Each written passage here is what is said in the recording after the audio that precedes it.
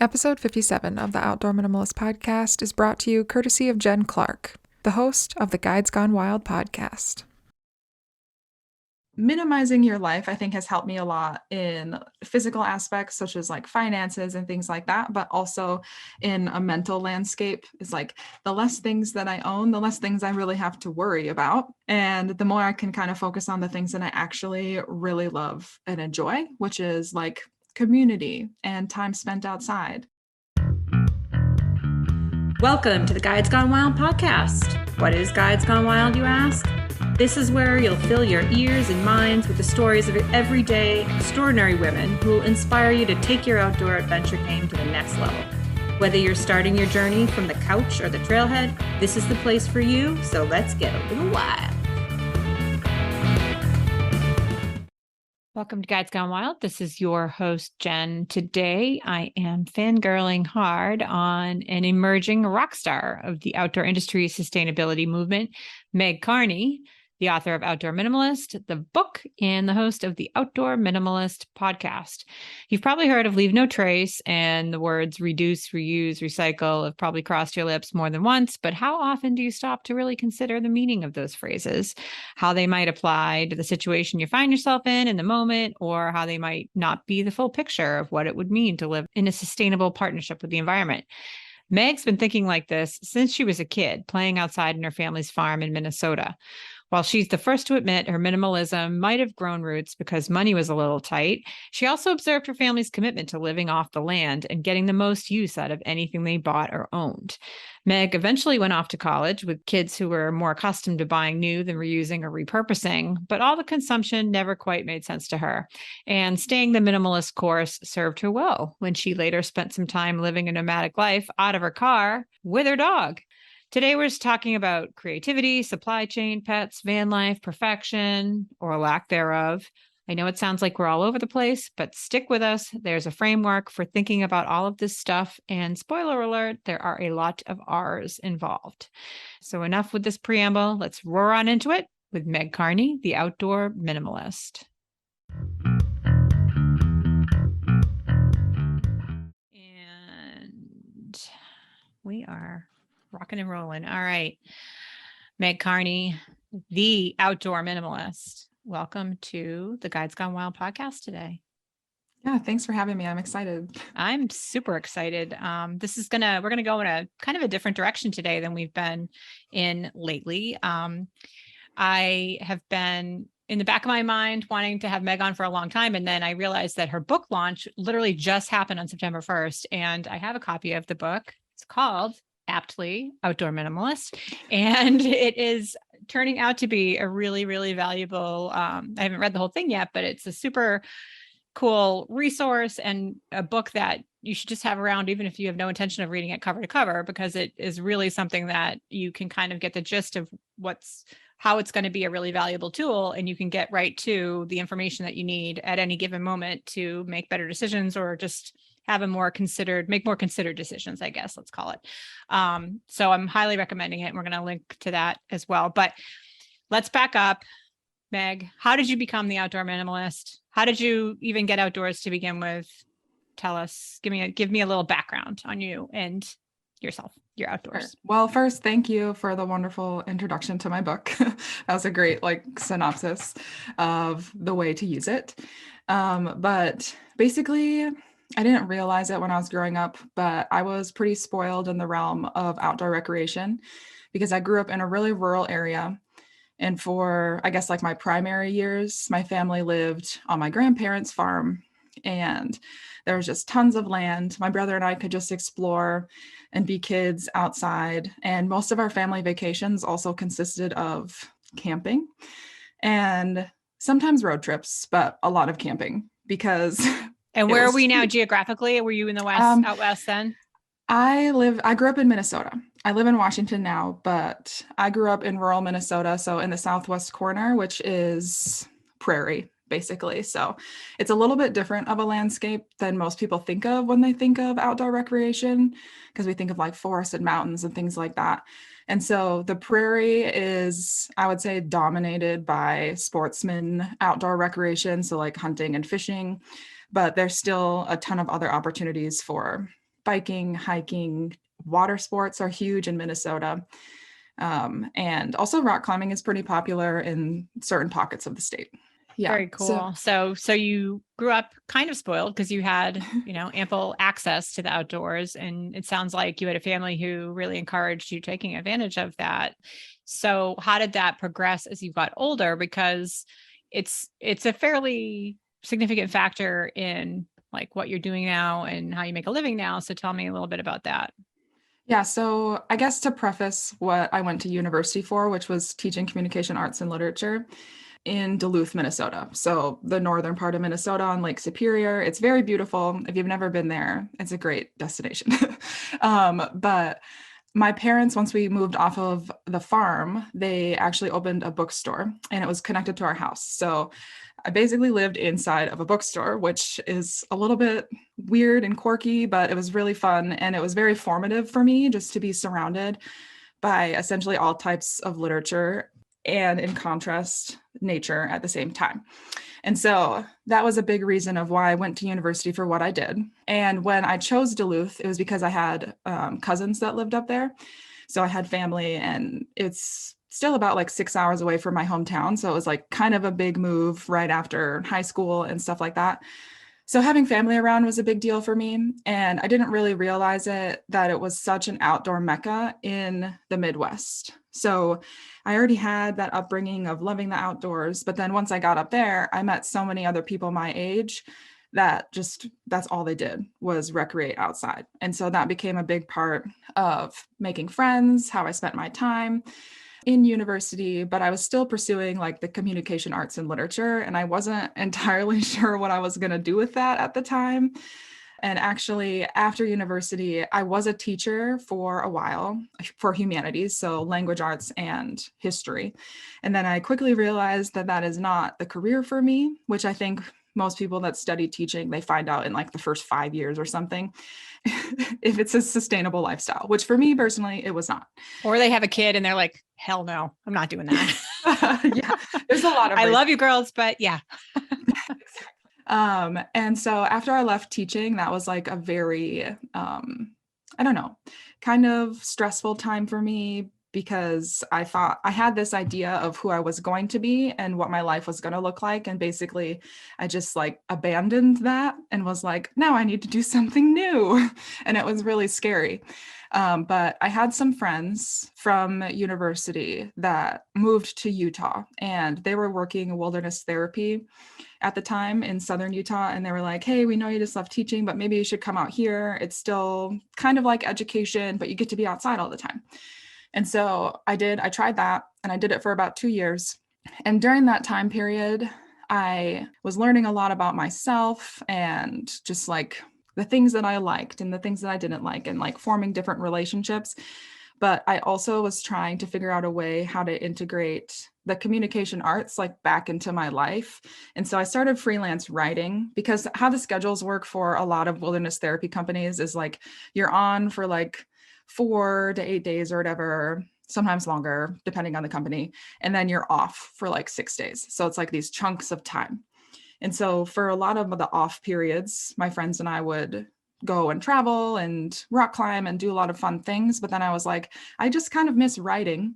And so I was like, I'm going to freelance write in my off time. And so that's when that writing piece kind of started for me. And I knew nothing about it.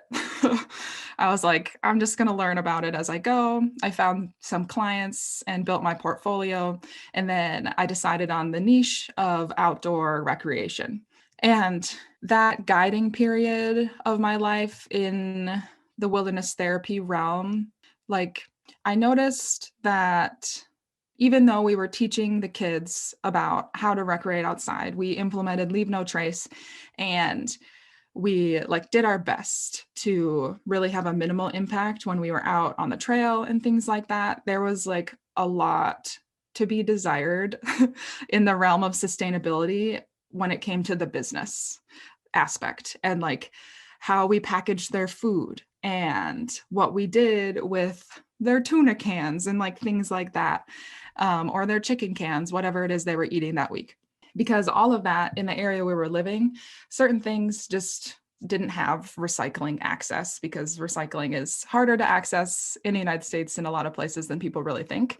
And so all that was going to the landfill.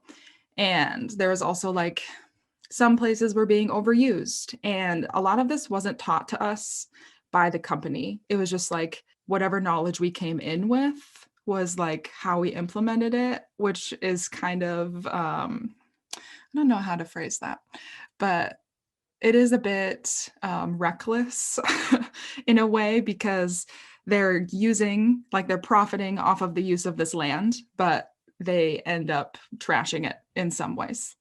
So that's really where a lot of those like ideals came in. And then after I left wilderness therapy, I traveled around and lived in my car for quite some time. Did a couple of other odd jobs, a lot in the rock climbing industry. And I was seeing like themes across the different areas of the industry where it's like, okay, everyone's talking about leave no trace. That's really great. But what about all the other things? Like there's so many other things that we do every single day. And like as an industry as a whole, that is detrimental to the landscape, even if it's not the immediate landscape that we're using, but like other wild places. So it's kind of like that out of sight, out of mind mentality. And during that jumping around from job to job and living in a car, like anyone that's lived in a car, which I'm sure people listening to this have done, like van life, car life, whatever, on the road, nomad life, you know that that's a already forced minimalism. Like you can only take what fits in your car, really. So that's like part of the minimalism aspect came in from there. And then that whole time in between jobs, I still needed to make money.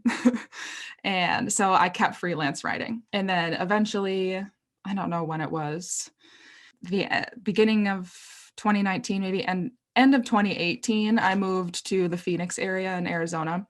And I was having like a heck of a time finding a job, even though I was applying to mostly like outdoor recreation businesses. But because my employment history was kind of all over the place, which maybe like other people that work in the industry can like empathize with that because there's often gaps in the employment. But that was really frowned upon in the jobs that I was applying for, even if they were guiding positions. And so I was like, I'll just go writing full time. And that's what I did. And I focused primarily in outdoor recreation to start with. And then I really wanted to align my writing with my values. So I started to branch more into animal rights and sustainability and tried to find ways to like combine all of those passions. And that's how I ended up with Outdoor Minimalist. Essentially, it was like a combination and a culmination of a lot of my experiences and observations and also my values. That was very long. No, I know, but but it was actually an excellent, like I'm visualizing the scaffolding of this and how it's building and snowballing over time. It's super interesting. And just the fact that you kind of kept with it is, good on you. I love this whole thing. Now, I'm super interested in a lot of things that maybe we can unpack a little bit more of what you had said. Now, first off, I totally agree that I was starting to think to myself, like when you're guiding, or especially in like a wilderness therapy situation or, with kids or whatever, like you're taking people out who perhaps have not had anything like this experience before. And, you as the company or the guide or whatever, you're setting an example that is going to be like what these folks are going to internalize as the right way to do things. So it is so important what you brought up of like, if a company is not necessarily making sure that they're representatives are all on the same page about how to handle things or just not paying any attention to some of that stuff, then yeah, that's a big deal. Like were you guys big recyclers growing up? Like, how did you kind of already have this kind of sense of these things being important that you brought into these roles? Yeah, so I would consider like in some respects my parents to be like kind of minimalist and also like relatively sustainable living type people, but it was mostly because we didn't have a ton of money growing up. And like my father grew up farming like with his parents, and like that was like kind of a foreign area to my mother because she grew up in cities, but like gardening was like a huge part of his life, and like canning, preserving food, and like really like living off of the land and producing a lot of what you are eating. And then like from my mom's side of thing is like she's relatively frugal, and like pretty good at finding deals and like making sure that like if you find something that works really really well, like how can we make this last as long as possible and like repair it, and then also like reusing a lot of products. And I mean, a lot of that came out of necessity. But like when you are seeing that growing up, and I lived in such a rural area, like you don't have a ton of exposure to another option, I guess. And so like when I left that area and went to university and traveled around and stuff, obviously I was exposed to all of those things. And I was just like, I like that better. So I just Yeah. kind of stuck with it.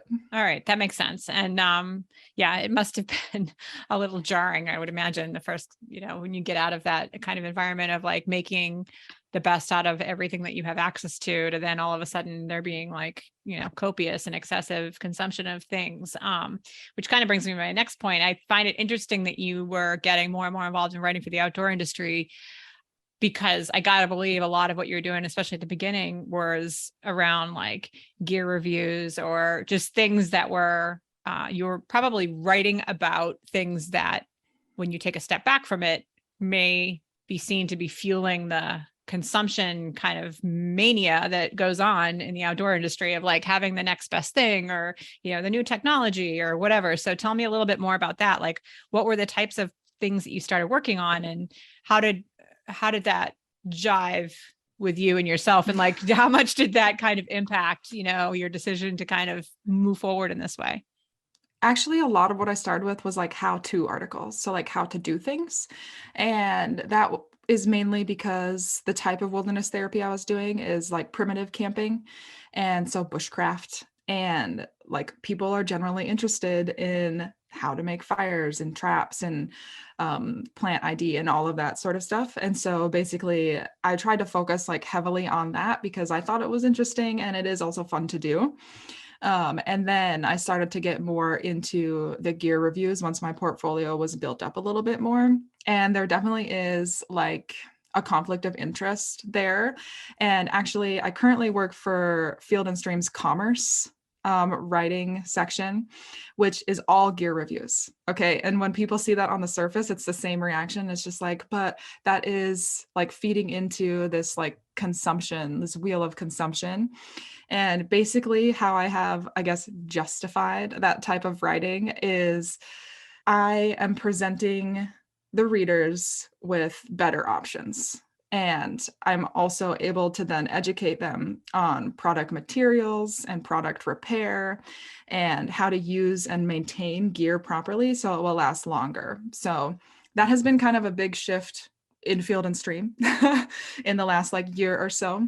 But yeah, when I first started, it was just like you get a list of products and you write about them and you didn't really have any say. So I have a little bit more autonomy in the role I have now, which allows me to integrate the outdoor minimalist ideals. But yeah, Yeah, that's it's good. a And tricky balance. It's a tricky it is a balance. tricky balance, but that actually, you provided me with like a total law pitch segue into the other thing. The next thing I wanted to talk about, which was, I feel like one of the things that resonated the most, when I started kind of listening to some of your work and reading the book is, you make a really great point of like, it's all well, I shouldn't say it's all well and good, but it's not like every time you say zero waste or, you know, no impact or whatever, like that's just not the case. Like it will never be the case. It isn't something you should aspire to necessarily because it's not possible. You exist, you're here, you're having an impact, you're moving around, you're breathing the air, you're walking on the trails, you're doing whatever. So there's a balance to be had. This is a continuum, and there's like a place that you should find or maybe work on for yourself that will make you comfortable with the decisions you're making. And one of the things that maybe plays into that is this whole like value, conscientiousness or whatever, like maybe don't buy the cheapest thing, or, don't, if it's something that's going to break down more and you're going to have to replace more often, it's kind of like the fast fashion industry. Like, well, why don't you just invest in one piece that you wear all the time versus these 27 t-shirts that were made on the, backs of these poor children in Thailand or something. So let's talk a little bit about that. Like, how did you come to that realization, or is that something that you kind of knew all along? No, I think that like I had a good baseline, but I didn't always do that because like for a long time, I just didn't really have that much money, especially when I was living in my car and going from job to job. And so, yeah, sometimes I would end up buying like the cheapest option because that is what I could afford in that moment in my life. And then like as things kind of progressed for me, I was just like, okay, that's just not even that logical or like sustainable financially or like environmentally. And so I started to try and invest and budget a little bit better, like invest in the gear that I was buying. And that went for me and my dog at the time because like I ended up having to replace so much of his outdoor gear when we were going because I was buying like the cheapest option. And like he's a pointer mix, so he is just reckless. If anyone has owned a pointer, they're aware of their personalities.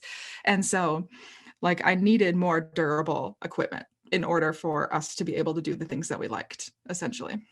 Yeah. So that makes perfect sense. And that's another thing that I really like about, your book and a lot of the information that you provide is that you think it through beyond just like you as an individual, or, for me going out backpacking, if you have a pet, or, if you're bringing friends, or like you kind of help us extend that thinking to other areas of our life that maybe wouldn't have necessarily occurred to us. Like you mentioned earlier, the food, it's not just kind of making good choices nutritionally, but it's also like, how are you going to, how is it going to be packaged? Like, are you just going to grab a bunch of these bars that have like the microplastics going to wind up all over the place? Or can you just like make your own, or make a different choice to make it so that you're being less impactful, which I really like. So let's talk about the 3 R's versus your many R's, 7 R's. Everybody is always like rolling reduce, reuse, recycle off the top of their tongue and thinking that that's like the be all and end all. But, one of the things you introduced in your book, and as well as on your podcast, is that there are many more R's, and they're all very important and they all play together. So talk a little bit about that. Yeah, so reduce, reuse, recycle, which a lot of people may not be familiar with the fact that the order that they are in is an order of importance. So reduce is first because that's the most impactful. So reducing our consumption, and then reusing something that we can't reduce is the next step. And then if we can't reuse it, then the last resort should be recycling. And so like when I learned that progression, I was like, wow, that makes so much sense. Why didn't anyone explain that to me? It's not A, B, or C. It's it is Yeah, A, then but B, then like C. Yeah. a lot of companies that produce products, especially like single use products, when that trend basically to have single use and like more convenience started to like really hit the mainstream, like they really latched on to recycling because it was the easiest way to continue to sell their packaging and make people feel good about buying it, basically. Like the short version, there's a lot more history behind that, but that's the short version. And so like in writing the 7 R's, I wanted to have, I guess, a framework to base all of the outdoor minimalist ideas that I wanted to share, of being like, this is, I guess, for lack of a better term, the philosophy behind these actions. And I brainstormed a lot of different ideas, and this was the easiest way, I guess, for me to like really communicate it and like break it down, because it was kind of the thought process that over a number of years that I essentially went through. And so like I started, my 7 R's, I guess, aren't necessarily in order of importance. I think all of them are very important, but it was kind of like the thought process that I followed. And I need to look at them because I was going to say, I probably have them right here in my. Yes, I know reduce is first, but I don't want to get them out of order. Yeah, so reduce, refuse, rethink, or repair, rehome and repurpose, remove, and then restore. And like the first three, reduce, refuse, and rethink, those three actually came from an article that I wrote in like 2019 or something, a really long time ago. And it was called like Reduce, Refuse, and Rethink should replace the 3 R's. That was like what I was trying to convey, basically. And like those 3 are like more so of the, I guess they're action pieces, but also they're more of like a thought process that you go through while you are buying something. And then moving into like the repair, rehome, and repurpose and remove, like those 3, I guess the restore too. Yeah, those 4 are more like action items. It's like once the first 3 are kind of like based solely in our consumption, and then the last 4 are kind of like more of a reactionary piece of like, okay, we've done this thing, so now what do we do now to continue to minimize our impact in other ways? So that's kind of like the progression and why they exist. And like they are deeply rooted in leave no trace principles, at least like the last couple with remove and restore, because those talk primarily about the places that we are recreating. And yeah, I don't know how else to explain that. Yeah, no. That was good. And I did want you to just kind of mention them all, because they do have kind of a, your decision making and your thought process doesn't end when you've like gone to the consignment store and made a certain choice based on a certain set of criteria, and you think you've got the product that you have. And then, that whatever you have has a life cycle, and thinking about the back end of it as much as you think about the front end of it, and the duration of the life cycle is just as important. And I really liked the fact that you kind of took it all the way through with regards to, basically anything you're going to buy.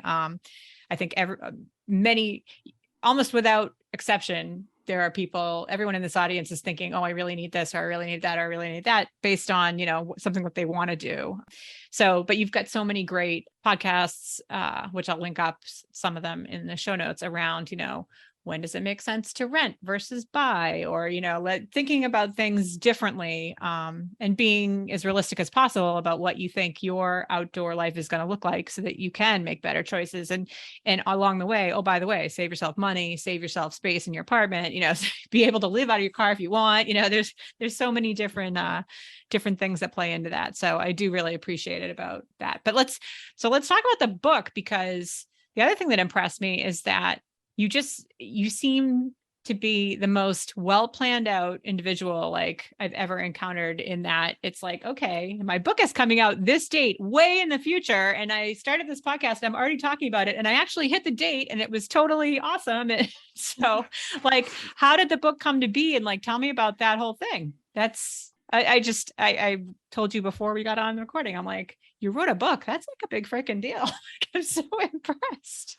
Yeah, I think it was like a subconscious desire of mine since I was a child to have a book, to have written a book, because I grew up in a bookstore, And so how the book actually came about is, like I mentioned earlier, I was trying to find a way to combine my love for outdoor recreation and also sustainability and minimalism and all of that jazz.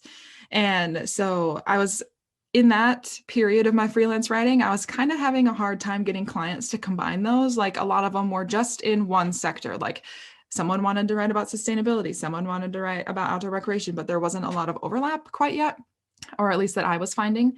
And so I had my website just to have my portfolio. So I was like, I'll just put a blog on there, and I can link to it when I pitch different people so they can see some different areas of my writing, like different focus areas, like, oh, she's not only just knowledgeable in outdoor recreation, but also environmentalism and sustainability.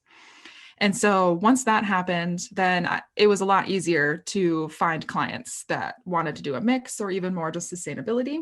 And a representative from Falcon Guides actually reached out to me about, I guess, the book idea, but their original idea that they pitched to me was zero waste backpacking.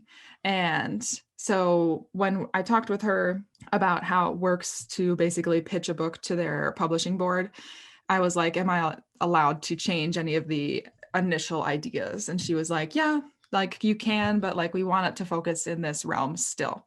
And so I came up with the idea of Outdoor Minimalist during that pitching process, and they ended up liking that better than their original idea. And so I was allowed to kind of just like have creative control over the book as a whole, which was really awesome. And the book was actually done being written. I guess what year is it? It's 2022 right now. So June of 2021 is when the first manuscript was completely finished. And so that's like a long time ago.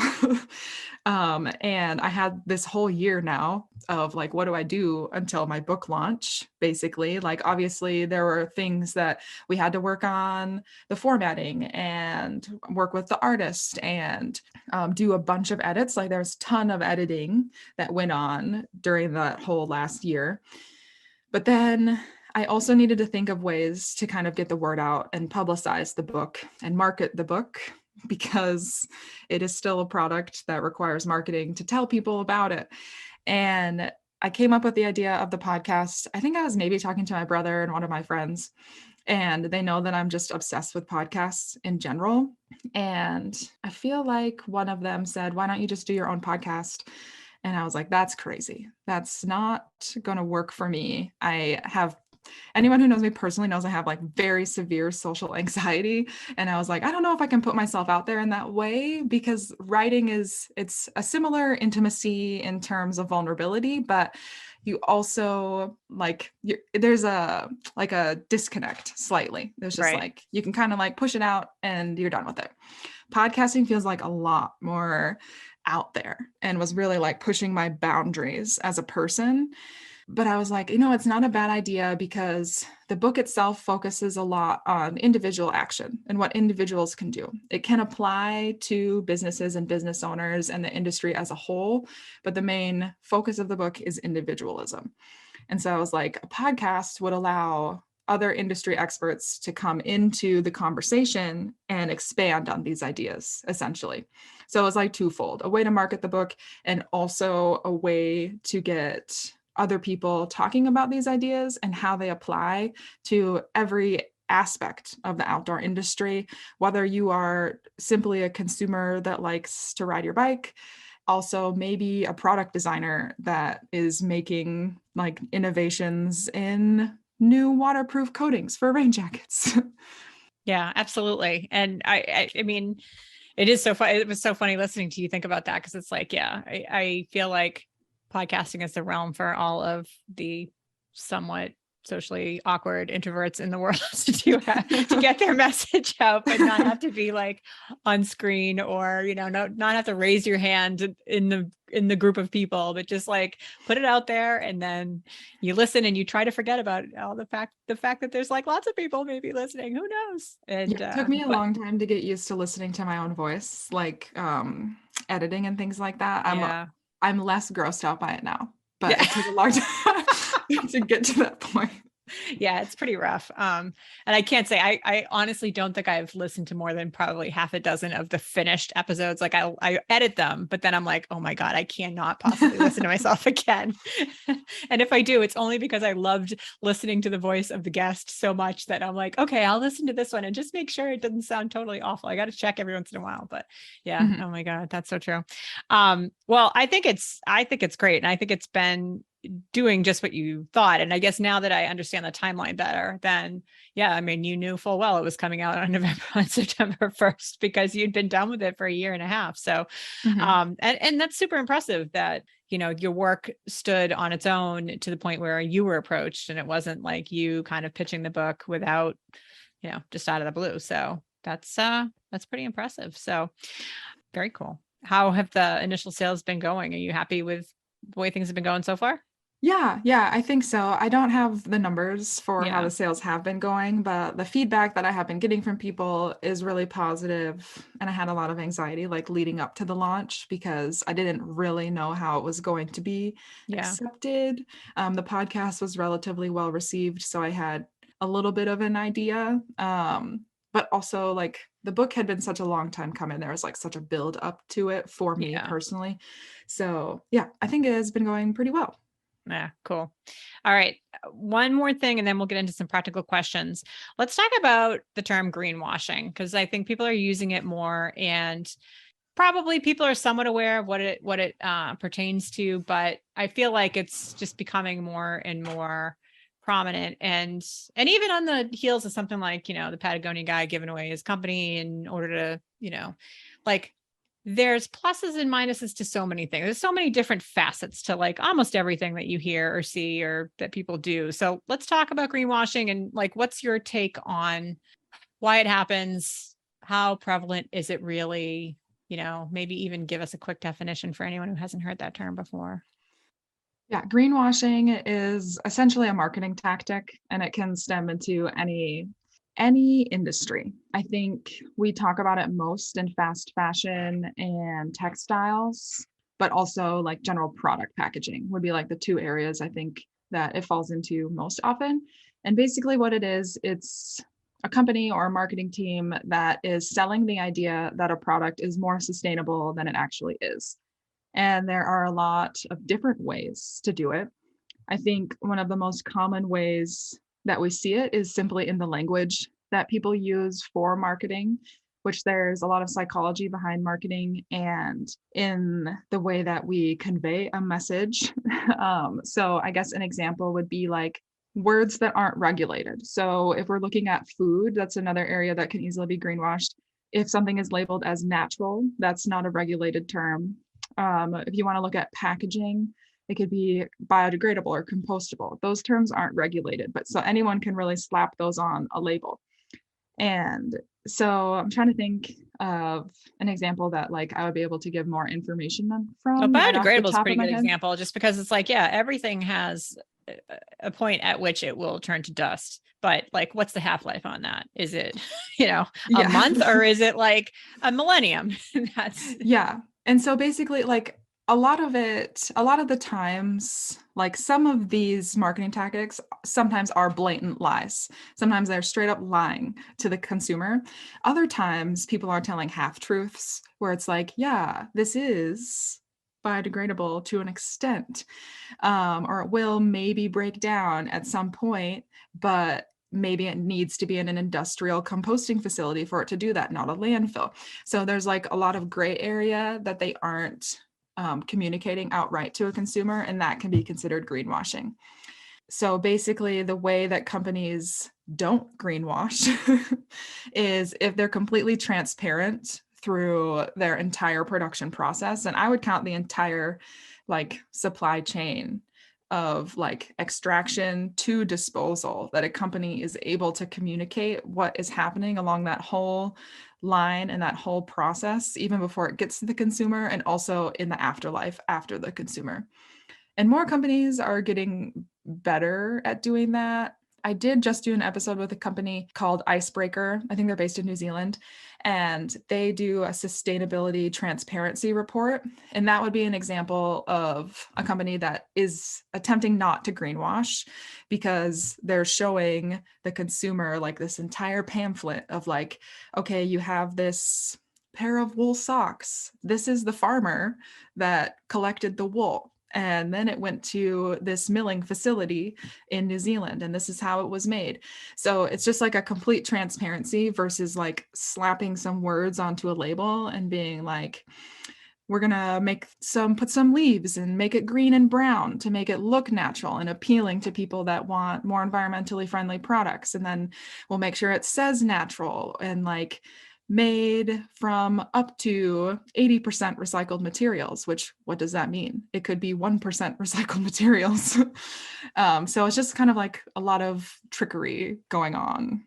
yeah. And I do think in our in the way the world is now, and everything's very much like, I want it now, and I am so busy and I am so strung out and paying attention to so many different things. It's really easy for even the most, people who think they're the most sophisticated consumers to, kind of take people's word on things, or not think about like, oh, well, what's the carbon footprint of, my 57th Amazon shipment of this natural oil versus when I go to a store and buy something that's been just, trucked across in a giant pallet and doesn't have all this extra packaging. Or, this is what I love about all the podcasts that you do, is it just makes you think about all these different little intricacies of the supply chain, and how you wind up getting the things that you do and what winds up happening to them, and where the trade-offs are and how important they are. So yeah, that was a good example. Thank you for clarifying that a little bit more for us, and everybody just pay attention and read things quite carefully. That's probe for more information. Go to the original source. Yeah, and a Don't, lot of that is really overwhelming and I think can like turn some people off, which I've noticed with the zero waste movement in general, but like breaking it into smaller pieces makes it a little bit more palatable, I think, for the average person and a little less overwhelming.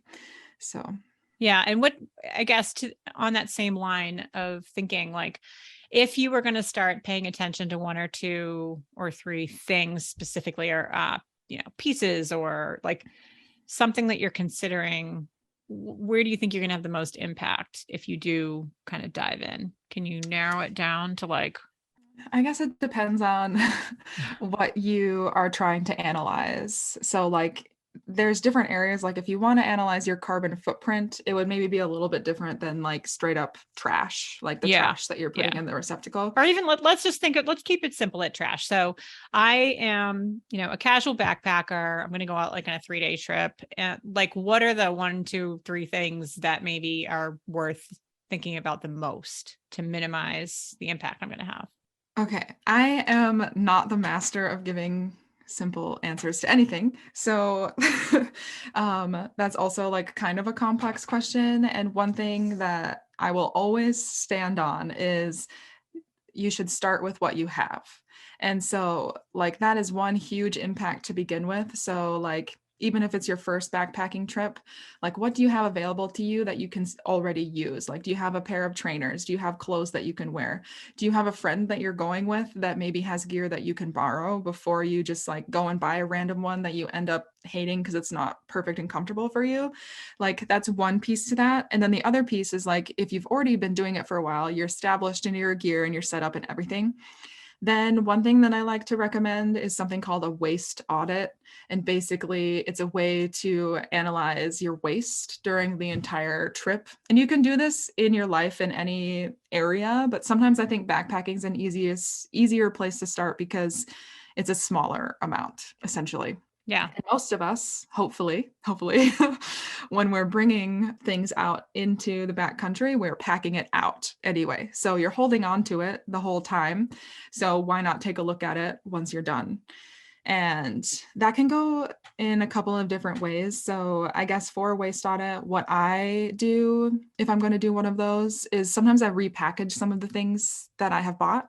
And so I keep all of the packaging and the receipt at home, and then I'll go out and then I'll take all the trash back, and you can go outside or lay a towel out in your living room and look at all of the trash that you produced.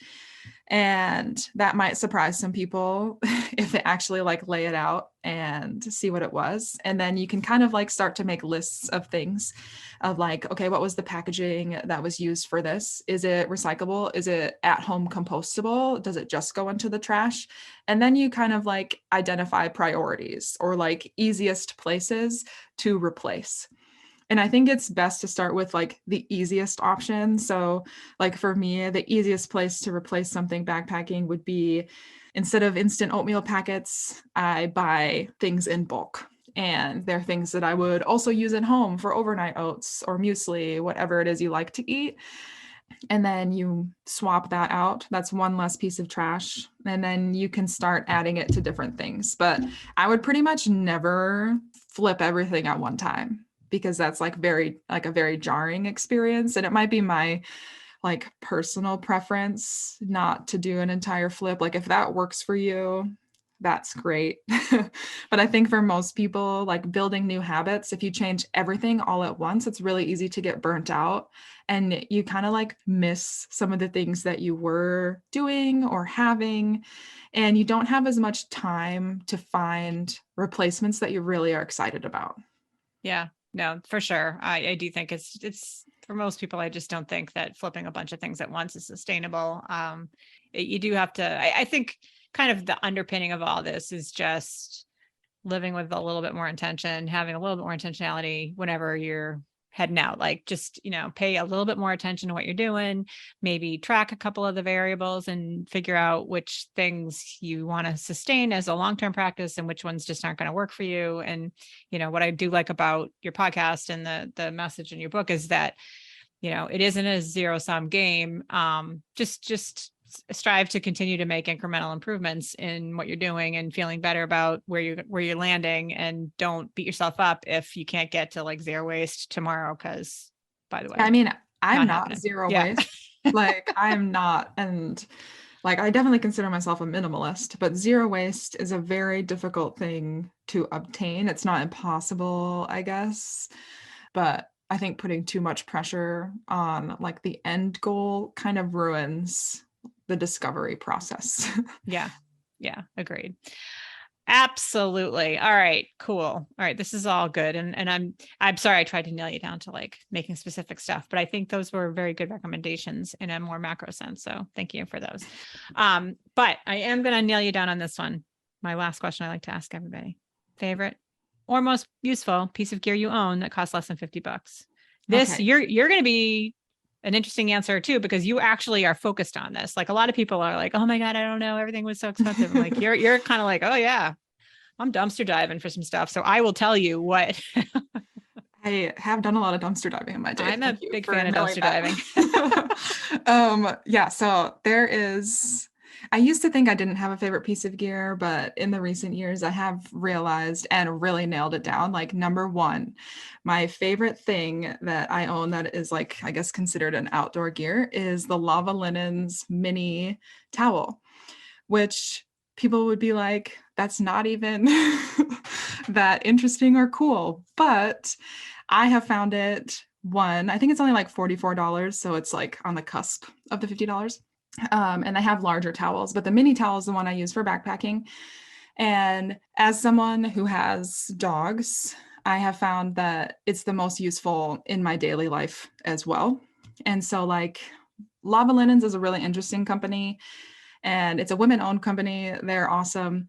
And how they make their towels is the mini everything towels made from flax, which is an extremely renewable resource, and it's a natural fiber, which most of our backpacking towels are made from microfibers, which are petrol-based materials, and shedding microplastics. And they also have a line of towels, I think, that's mixed with hemp, which is also a very renewable material and natural. But the flax, it's when I first got the towel, I was like, this feels very weird. But it's so absorbent. It blew my mind of how absorbent it was, and also how quickly it could dry when it was on the trail. And the fact that it is a little bit heavier than I think other towel options out there, but I'm willing to carry the extra weight for simply how usable and functional it is for like everything. Like, if I want to go swimming in an alpine lake, this little towel is enough to dry my body off, and it will be dry by the time I want it again for making food. And I can also use one towel to dry off my dog that just went swimming too. Like, it's just so functional and lovely. That's awesome. That's like a brand new one. I love the backstory on the company. I love all the, use cases. Like, that was just like a little mini case study, just presented so succinctly. I love it. All right. What have I not asked you that we want to talk about, or that you would like to talk to whoever about? Anyone who has not yet checked out the Outdoor Minimalist podcast or book?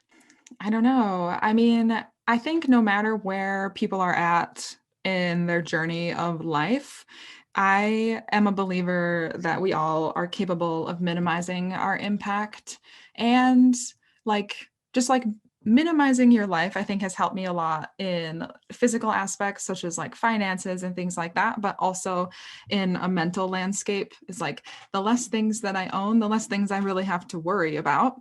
And the more I can kind of focus on the things that I actually really love and enjoy, which is like community and time spent outside.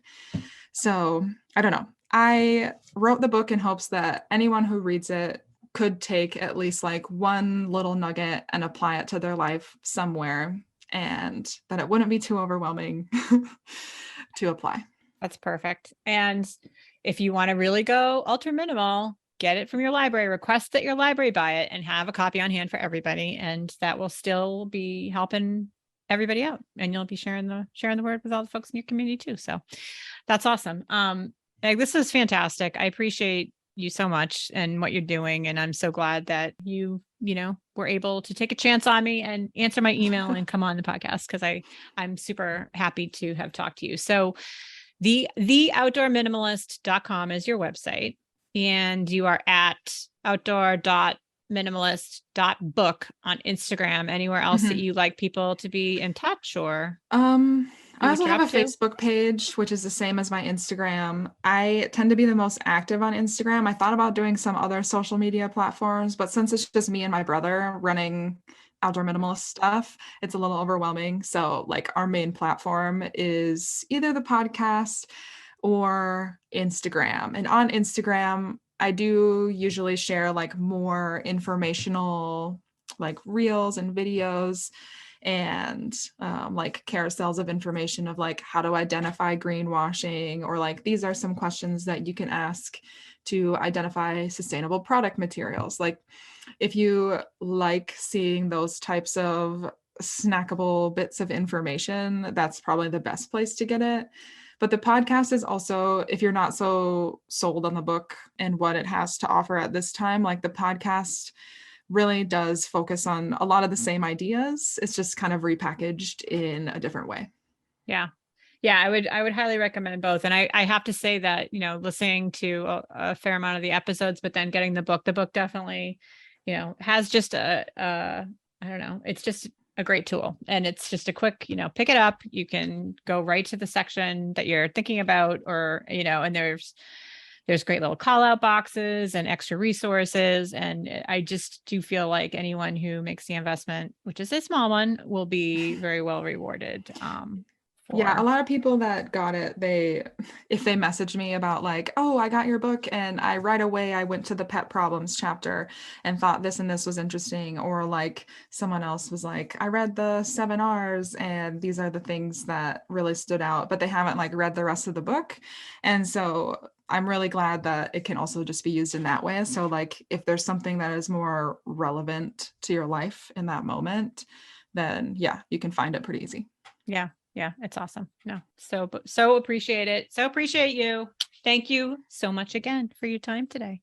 Yeah, thanks for having me.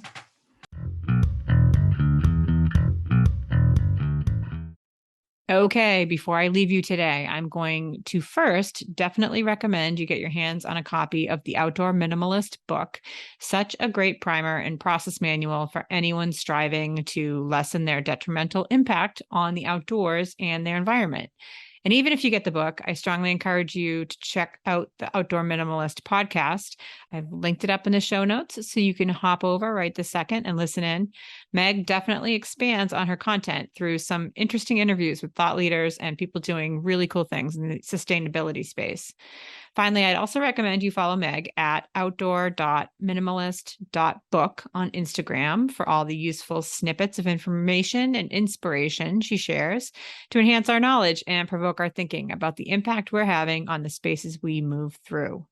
That's it for now. Hope to see you all soon at the consignment store or the bulk grocer. But in the meantime, just remember to patch that tent, throw some oatmeal in a jar, and keep getting a little wild.